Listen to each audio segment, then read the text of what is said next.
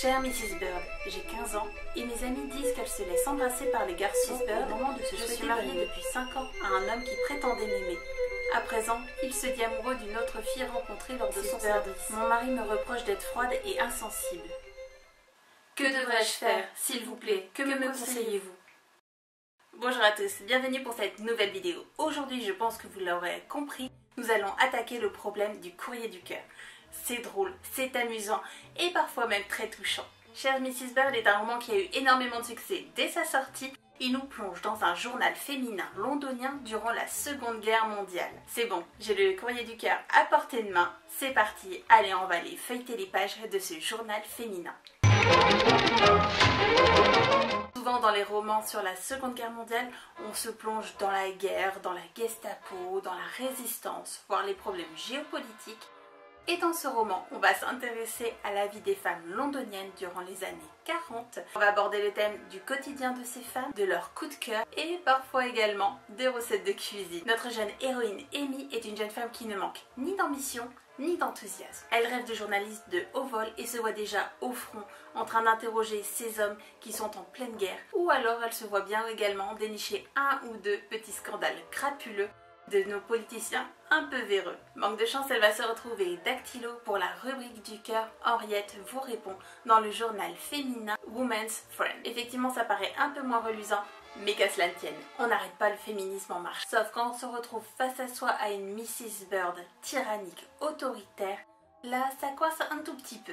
Mrs. Bird est une femme de la vieille école. Elle ne reconnaît aucune notion de faiblesse, d'amour ou d'amusement. Si tu n'es pas une femme frigide, qui se tue au travail et soumise à ton mari, ah bah c'est tout, t'es une femme dépravée. Bon, à ce rythme-là, on dirait qu'il ne reste plus beaucoup de femmes vertueuses. Et la rédactrice en chef ne mâche pas ses mots pour le dire dans sa rubrique du cœur.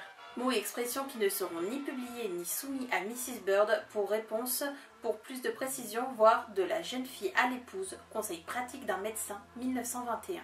Aventure, amoureux, ardent, Berlin, chambre à coucher, chemise de nuit.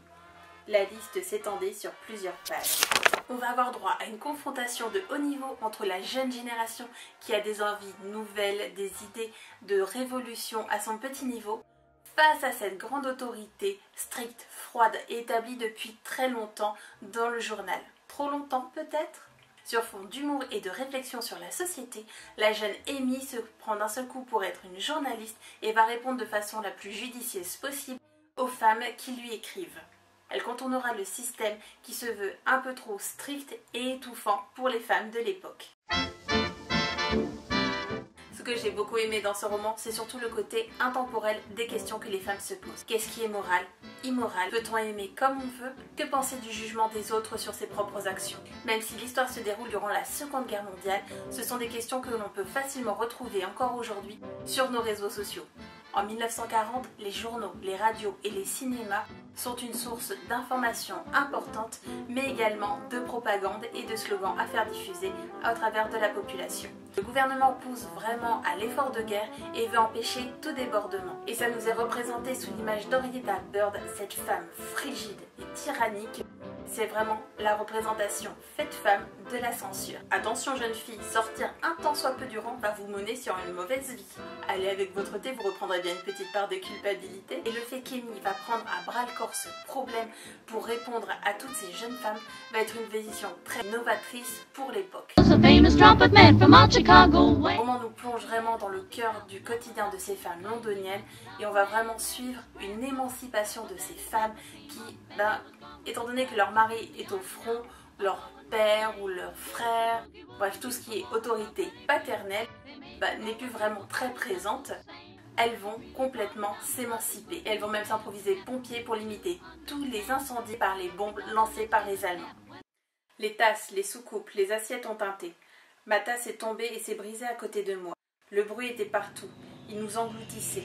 Une nouvelle explosion retentissante a ébranlé le bâtiment. Si ce n'était pas pour nous, cela ne devait pas être bien loin. Je suis complètement fan du flegme anglais. C'est un roman féministe avec une héroïne qui va dire clairement non, les problèmes que tu peux avoir Non, ce ne sont pas des cas particuliers, ce ne sont pas des cas graves. Oui, tu as le droit d'aimer, tu as le droit de t'émanciper de tes parents, tu as le droit de t'émanciper de ton mari. C'est fait sur le ton de l'humour et à travers ces réponses dans le courrier du cœur, on va vraiment s'attacher à ces femmes qui écrivent et autant qu'à la personne qui leur répond.